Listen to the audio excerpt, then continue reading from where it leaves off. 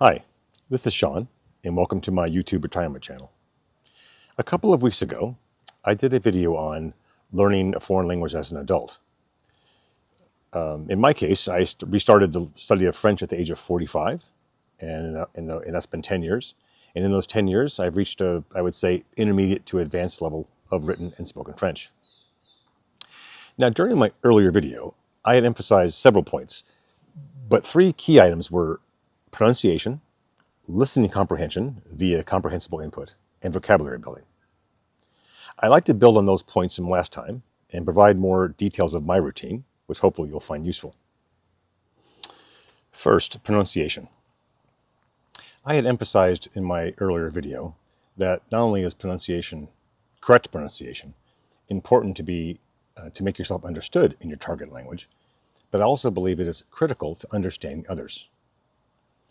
I believe this is because the same sounds that you're mimicking are the same sounds that you'll recognize when others are speaking. Another particular item that I find useful to practice pronunciation is the use of tongue twisters in the target language. So now for us English speakers, I think probably the most famous one is, Sally sells seashells by the seashore. Now, at least for French, they were readily available on the internet. I have also seen them for Spanish. I just searched, Google tongue twisters in, French or Spanish, as the case may be. Now, one of the benefits of using the tongue twisters are you could use them at your own leisure, and you can practice them by yourself. I want to emphasize that the key to them is you want to be able to repeat them until you're comfortable with them. You'll be amazed by the improvement in your pronunciation. Now, next was comprehension via comprehensible input.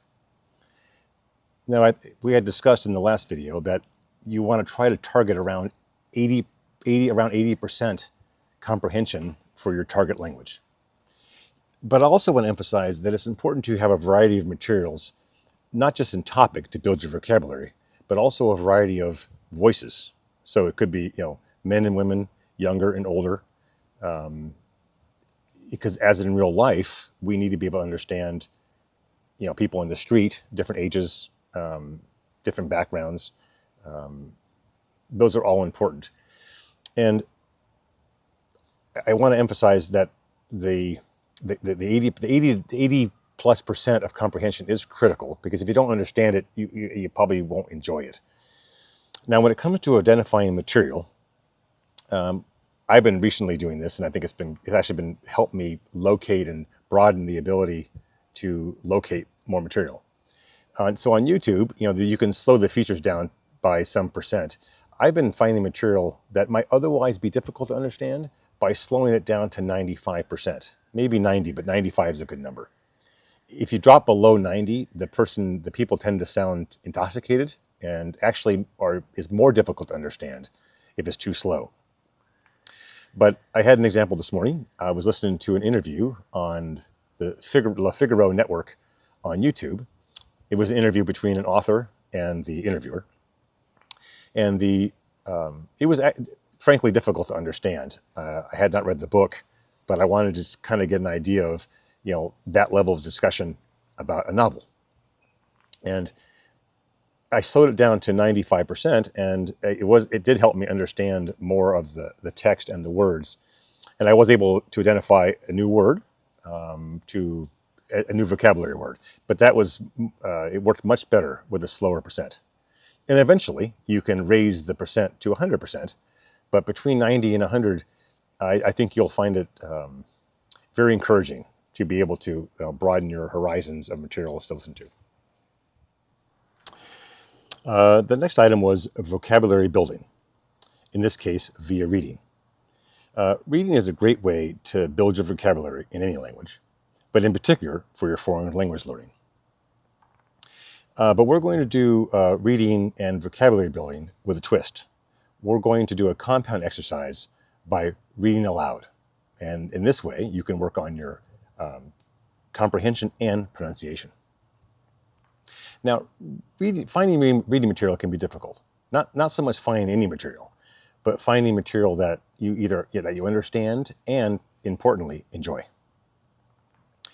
Now, what I have discovered is when you finding works that have been translated, fiction or nonfiction, translated from your mother tongue to your target language can be a very useful way and to read and enjoy the work. So for me, I've been recently reading George Orwell's 1984 in French. So I've read the book before and I've enjoyed it. Now it's still, it's not an easy read, but because I know the story and I've read it before, I'm able to track pretty well and focus on the story and learning new words. So I want to have a word of caution here on reading aloud. So as you'll probably soon find out if you do that exercise, reading aloud is actually very exhausting. I suggest just trying it for a few minutes at first and just really focus on the pronunciation and learning new words. But build yourself up to over time so you can read more. So as a recap, we went over 3 items in particular: pronunciation, in particular this time via using tongue twisters in the target language. 2, listening comprehension via comprehensible input at around 80-85%, with a particular suggestion to use YouTube or whatever recording material at a reduced speed, say 90-95%. 3rd was vocabulary building, but in this case, reading aloud. And made an emphasis on reading books that have been translated from your mother tongue to the target language. So as I also emphasized in my last video, is these items can seem like they take a long time, but sometimes, as I said, brute force is required. You don't have to spend too long per day. I mean, even 5, 10, 15 minutes a day will add up. It is better to spend a few minutes a day, again, 10, 15 minutes, than a half an hour or 2 hours 1 day a week or 2 days a week. That is overwhelming. You won't make much progress. And frankly, it's not that hard to actually do 5, 10 minutes of an exercise. So I will do the things that I'm explaining here. I'll read aloud for 5 minutes. I might do the tongue twisters or some note cards, and I'll look for and try to listen to a YouTube or a podcast for 15 or 20 minutes. That's something I enjoy. Well, I hope you found those tips useful. If you did, please give this video a thumbs up. And of course, feel free to subscribe, and please leave a comment and let me know if you have any suggestions or what you think about these topics or if they've helped you. Thank you.